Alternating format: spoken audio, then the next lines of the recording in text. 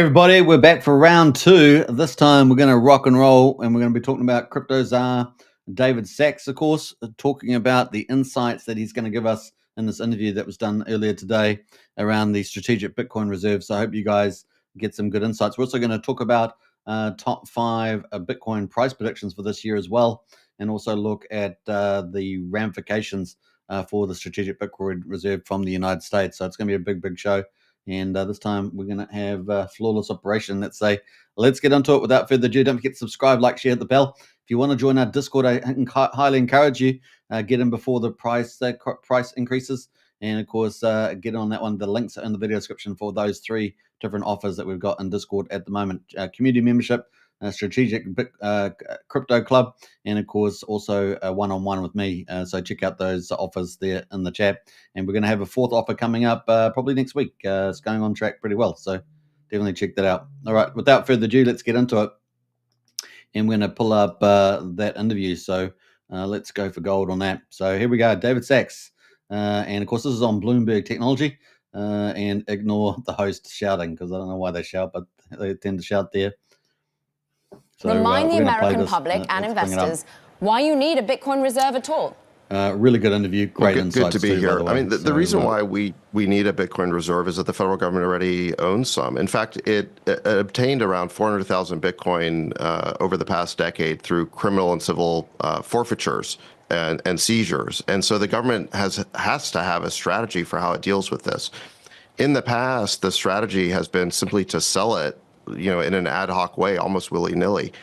And that cost American taxpayers something like $17 billion in lost value.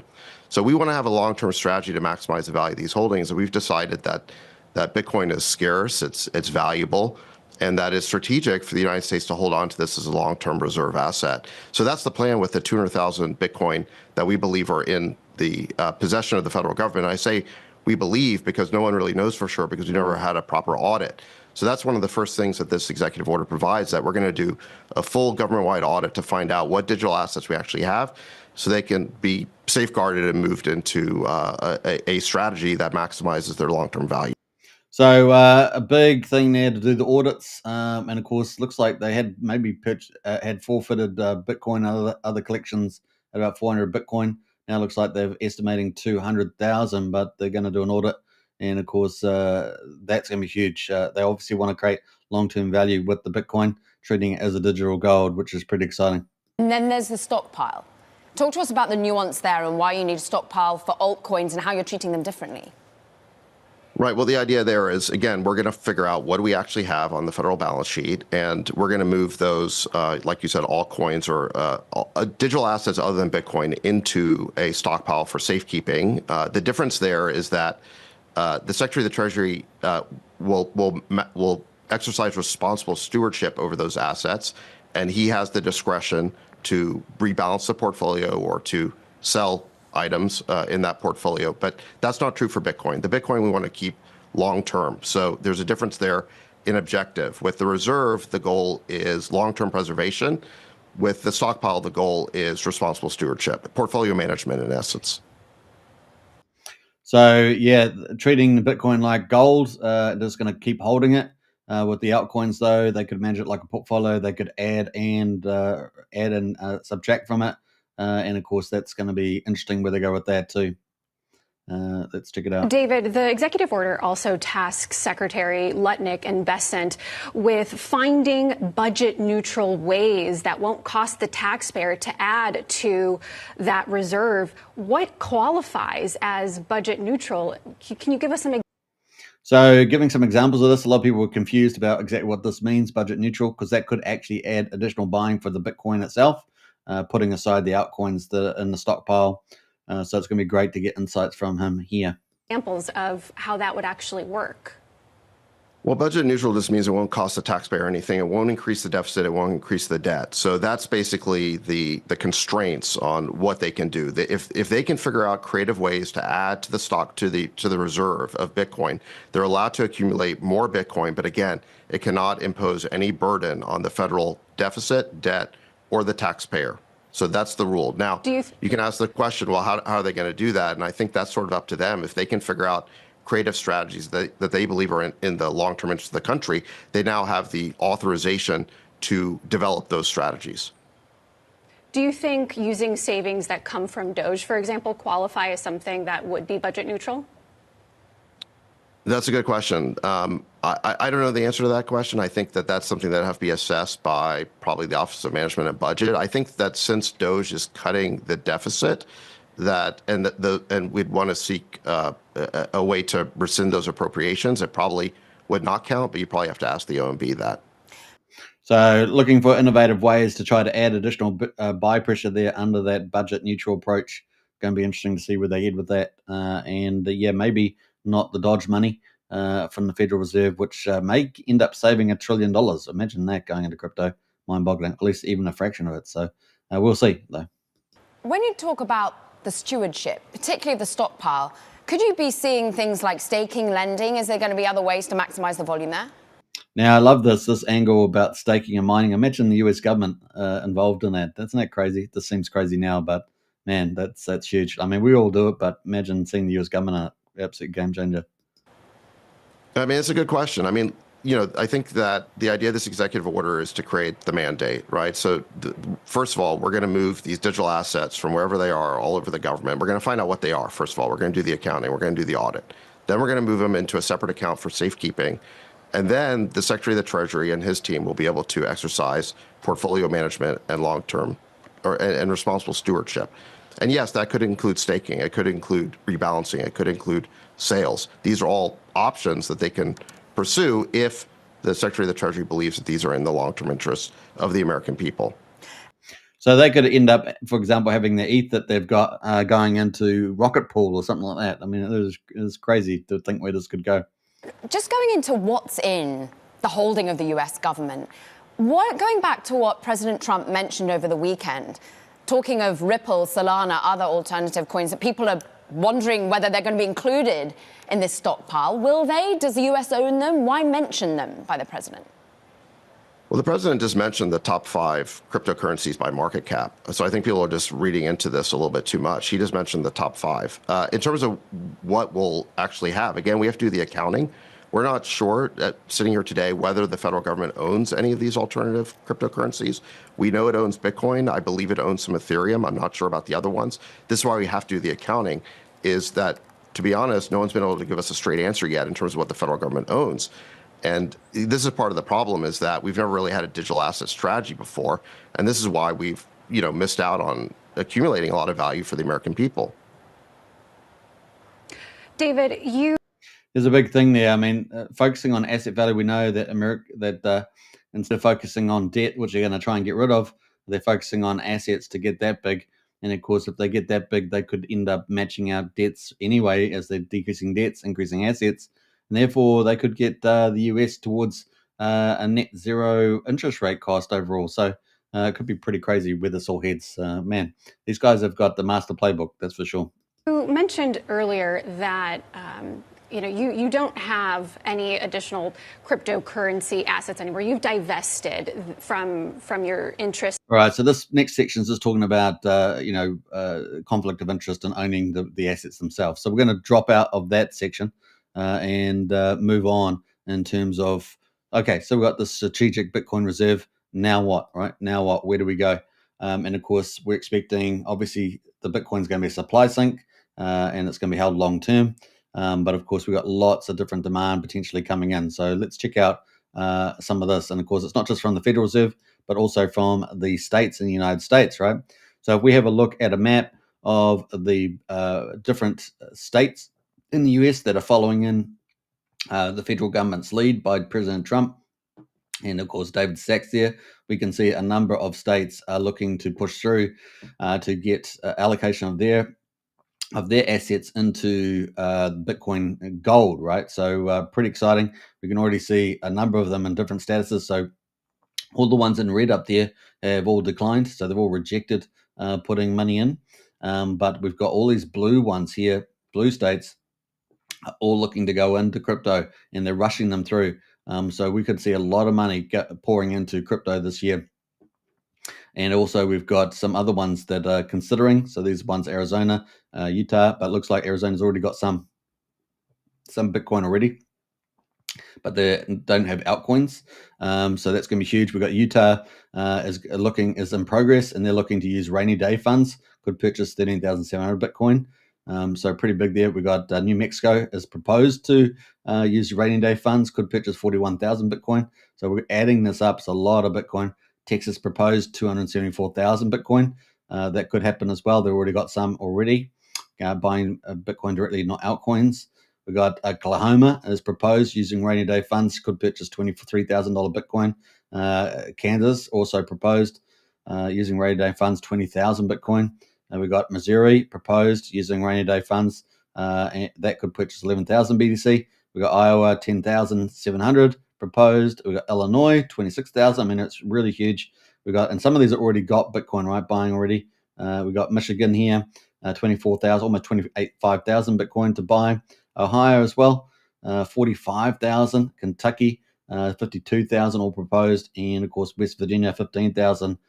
We got Alabama there, 36,000 proposed. And Georgia there, 63,000. Florida there as well is got looking at 51,000. Looks like they already got some Bitcoin already. Partial SBR, so partial strategic Bitcoin reserve. So looking good there. We've got North Carolina in the game as well, 46,000. Georgia, 63,000. Alabama is 36,000. And of course, we've got a lot of other states there. Maryland there, 24,000. We go up north there. We've got Massachusetts, 100,000. And of course, New Hampshire there, 3,600. So there's a lot of stuff there. And then finally, Rhode Island, 3,300. So a lot of interest in this. And this could all pour tons of money into crypto, right? Following this Bitcoin reserve. So even though the Trump administration with the strategic Bitcoin reserve at the federal level isn't actively looking to buy Bitcoin, they can do it through their neutral budget approach, and so we'll probably see aspects of there. But in any case, we're going to have the states enter, right? And the big thing about this is that there's only 21 million Bitcoin that's ever going to be mined. 19.8 million are out at the moment, but 4 million approximately are lost. 1 million are sitting in the founder's wallet, Nakamoto Satoshi there as well. So that's 5 million out. That leaves about 14.8 million. And then, of course, you then got a big squeeze on that, right? So, and what's indicating at the moment, we could see potentially, a 25% or roughly 460 million, according to analysts Signum Bank, that we could see some big money coming in, and probably less than the money is actually the multiplier effect that's having on Bitcoin price, given the lack of stock available. So because the liquid supply of Bitcoin is very small, large inflows cause upward price shocks, says Caitlin Tischauer there from Signum's research. And of course, saying that state governments, this is just state governments, let alone Fed there, Bitcoin buying would be likely to trigger another wave of allocations for institutional investors as well. So we've got the Federal Reserve there looking at neutral budgets, potentiality to buy Bitcoin. We've got there's also other funds there that could buy it as well. And we've also got the states that are looking to buy, and they're all ramping up, trying to get approval through their houses and governments to get that through. And then in addition to that, we're going to have institutions as well. So it's just wave after wave of big money. All the big players are coming in. It's still early. It's going to be very exciting to see where this goes. So Tischauer added that state government Bitcoin buying would be likely to trigger another wave of allocation from institutional investors. And of course, the institutional capital flows so far have been exerting a multiplier effect on Bitcoin spot price, with every $1 billion worth of net inflows into spot exchange traded funds, which, since Bitcoin started the 10th of January last year, have been driving approximately 3 to 6% price movement. And of course, that was from the Crypto Market Outlook 2025 report. And we can see here in the chart that Bitcoin price in red has been going up ever since the ETF accumulative net flows have come in. We can see we've had about $40 million. We're up to about $1 billion, I should say, in that's come in, and the Bitcoin price has really been rocketing there. So we've only got more money to come in with the state money, and then with more institutional money. It's going to get pretty crazy. And then on top of that, we're going to have foreign money, right? Sovereign state all around the world trying to get in, and all those institutions. And of course, then we've got the retail book coming in as well, which is going to be pretty crazy, right? So that's going to be pretty huge. Now, we're going to look at some of these states. Now, I've showed you the map of the states, but we also have a nice table here as well, going through all the different states as well, the different bills that they're running through, and of course, when they were introduced, and most of them introduced in January and February this year, all following in on Trump's strategic Bitcoin reserve, which is now official, right? Which is pretty exciting. So we've also got the funding is pretty massive. The potential funding is huge, right? We're talking about tens of billions of dollars, and just a fraction of that potential investment at 5 to 10% end up being about $23.5 billion. So that's huge. Remember, every billion has about 3 to 6% price impact. So times 23, it's pretty massive, right? So that's about just under 250,000 Bitcoin buying potential to come in from these states alone. And of course, that will also have institutional money, huge money coming in from retirement funds and all sorts of corporate investors. It could be pretty massive, right? Pretty massive indeed. So some huge stuff coming in there. So we've talked about the strategic Bitcoin reserve. We've got some insights there from David Sachs. We talked about how the states and institutions are probably going to just start running into the Bitcoin over the next year and in the years that following. But of course, we've got some price predictions as well for this year, which we're going to talk about as well. But before we do that, let's say hello to a couple of people in the chat there. We got Shirley Fortress, Morning Suit Man. Good to see you in the house. Yeah, it's what time is it here? 7:47 p.m. in the evening, but it's still daylight savings, I think. So we're enjoying it here. Weather's not too bad. Wookie says, can see a wave of money in our direction. Oh, no, says Wookie. Yeah, indeed. And MVS announced there, Wookie, I think the Brain token is going to have some sort of airdrop. That's a little drop there from MVS with Remember or something like that. So talking there some cool Finvestor talk. Not bad. So let's get into some of the predictions that we could have as well. So some of the top predictions this year have been Tom Lee. Many of you guys know him from Fundstrat Global Advisors, very clued up analyst there. Tom Lee, of course, has forecasted Bitcoin reaching 250,000 by the end of 2025. I think his base case is over 150,000. So that's going to be pretty exciting. He's reiterated that over the last week, that is his expectations.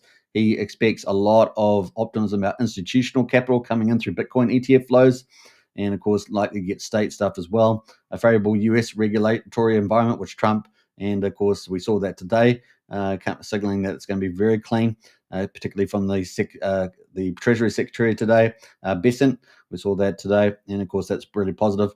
Bitcoin's post-halving cycle momentum as well. Lee's very bullish, has been consistent with being bullish about this year. So 150 to 180K was his mark, but he says it could potentially get up to $250,000 this year. And I see that quite easily happening. And of course, $250,000 is around Richard Hart's target as well. Another forecast that we had is number 2 here. We got Bitcoin Asset Management. They're looking at 200,000 this year. So that's pretty exciting. And of course, they did a report called the 10 Crypto Predictions of 2025. And that came out of that, which was at the end of 24. So they're pretty bullish about this year.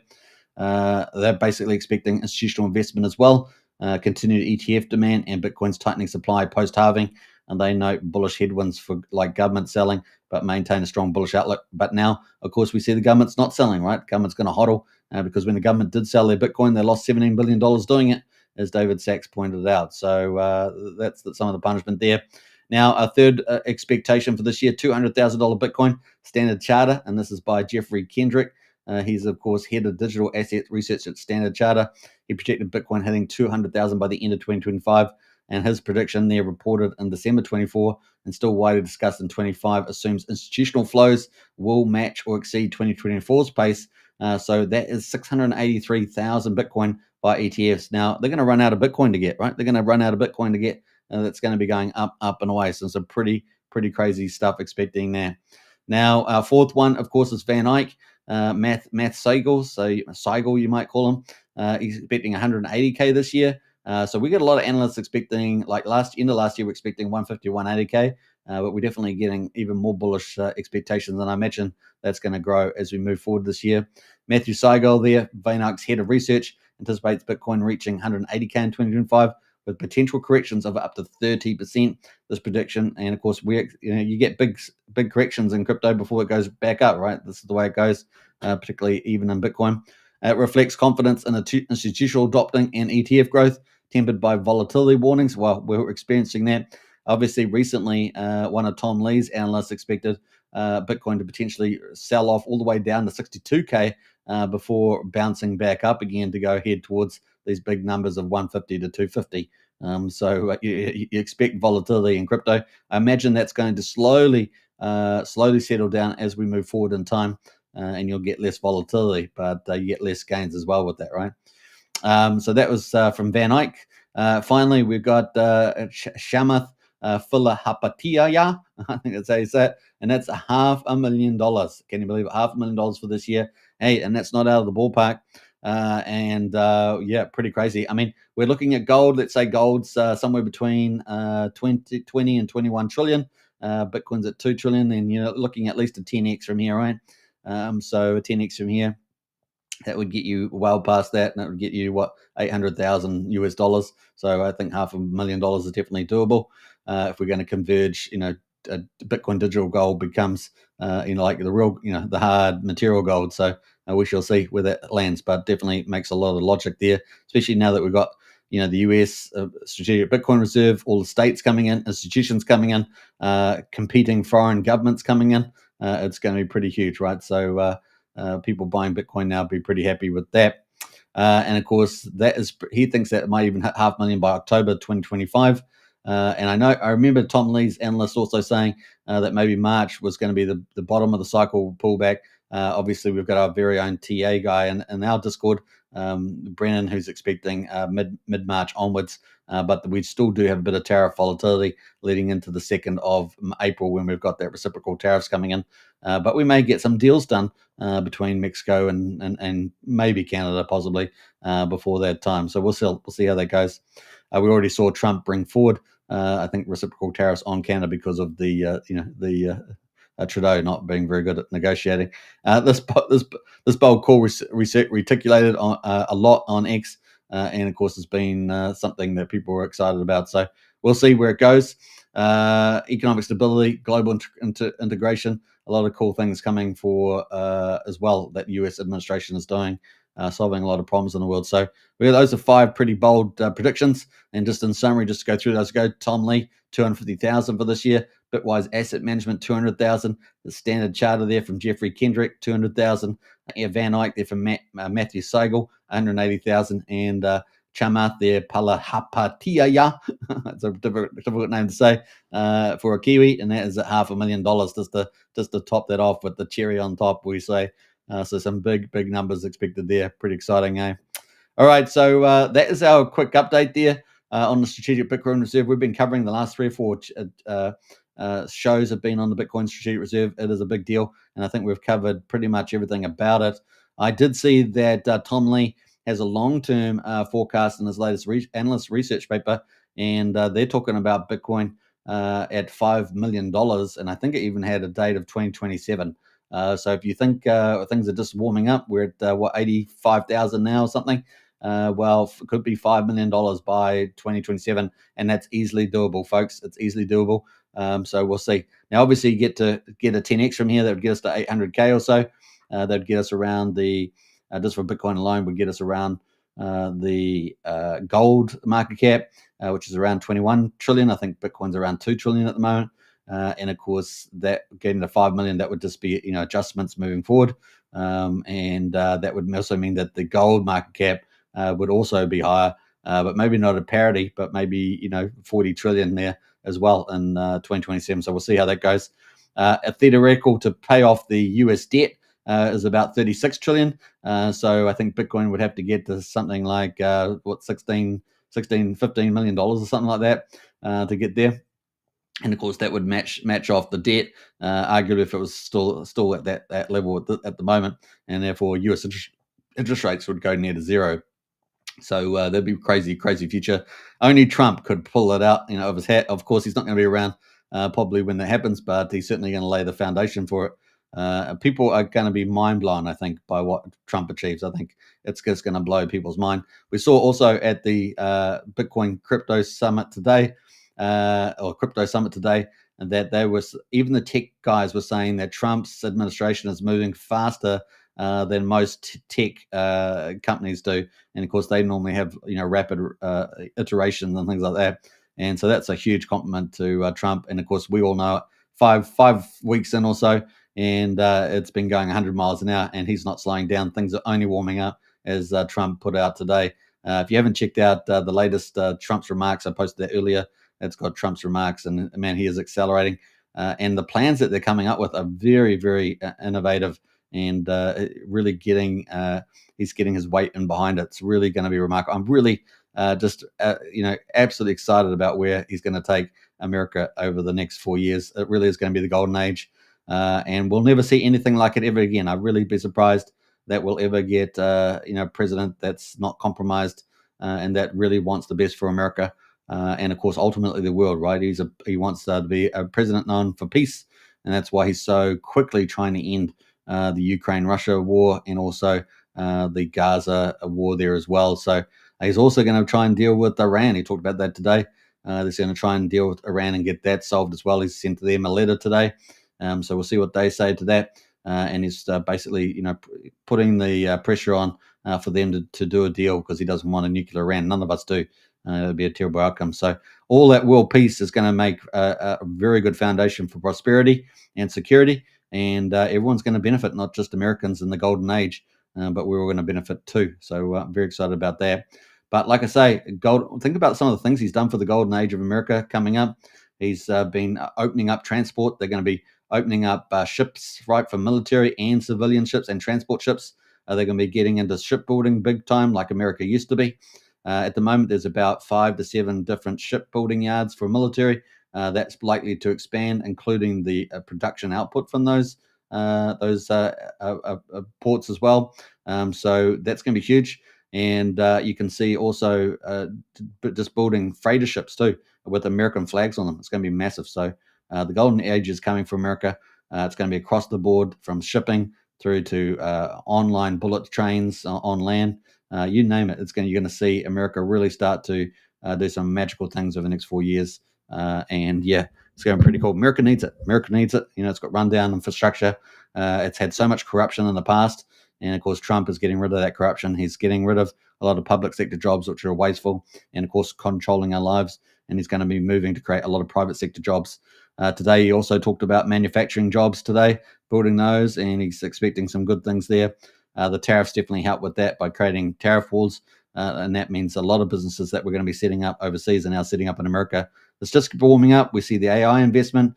We see the semiconductor investment. We see minerals investment. I mean, he's just ramping up. There's only 5 weeks in. And so you watch it. It's going to be pretty insane. Well over $2 trillion of investment already in that time frame. It's going to be mind-boggling.